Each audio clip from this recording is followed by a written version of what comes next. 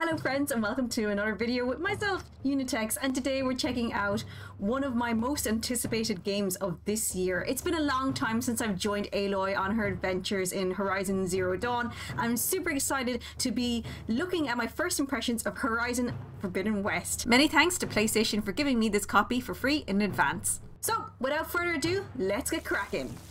I am a massive Horizon Zero Dawn fan, and in fact it was the second platinum trophy that I ever got way back in March 2017. So you can imagine when I heard that finally they were doing a sequel to it, I was extremely excited.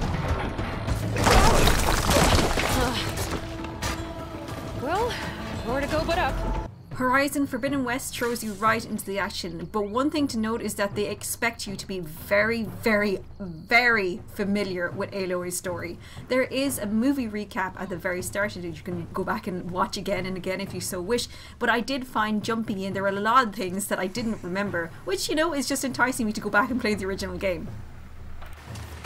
As mentioned, Forbidden West is the direct sequel to Zero Dawn, so there's really no point in actually playing it unless you play the original one, because you're going to be pretty lost. And in a nutshell, in this game the land is dying, there are storms everywhere, there's a giant blight that's basically ravaging the entire remnants of humanity, and we're also facing bigger and scarier machines. Set in a post-apocalyptic version of the United States, my first impressions, it's very much a let's go save the world situation, and you know what, I'm down for that. Straight off the bat, I was really happy with how intuitive the combat was because, as I said, I haven't played Horizon in a very long time, and it's always nice to see a protagonist with a bow and arrow where it's not felt as being tedious. One thing that I really liked, and I noticed it initially when I was playing Ghost of Tsushima, but also in Horizon, DualSense's haptic system allows it to be a way more immersive experience, so when you're jumping off a cliff, rolling around the place or whatever, you feel every moment, and it's really cool.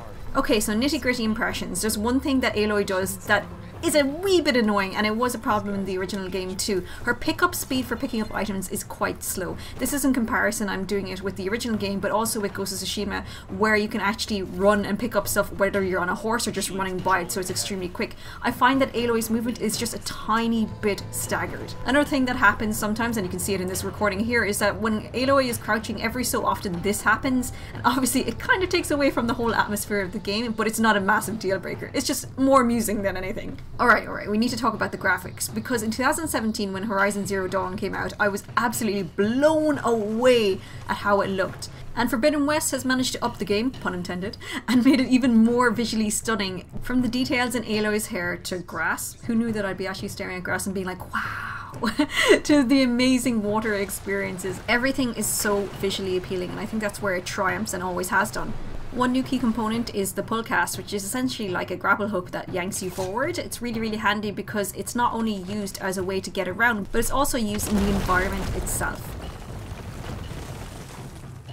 What's really nice as well is that Aloy has some of the skills that you had to unlock in Zero Dawn straight out of the bat. Now obviously I would have liked if I had my very fancy armor, but no, that's not the case. But you do have skills like Silent Strike is available to you straight away. One thing that might put you off is that Aloy sounds absolutely wrecked. She sounds so exhausted at the start of the game, and originally I wasn't too sure if that was a style choice or what was going on with it, but then as I kept on going for the next few hours, it totally made sense. She is in the middle of hunting for something that she cannot track down, so it's natural that she's going to be absolutely exhausted. But I do remember when I first started playing, I was very confused. Just bear that in mind. Fake. So there you have it, those are my first impressions of the first few hours of Horizon Forbidden West. I'm obviously going to keep playing it because, you know, I'm a platinum hunter, so that trophy is going to be mine. If you want to see more footage from Horizon Forbidden West, I recommend you check out my Twitch channel because I'm going to be playing it over there. Let me know in the comments below if you're going to pick this game up and what are you most looking forward to. Take care and see you again!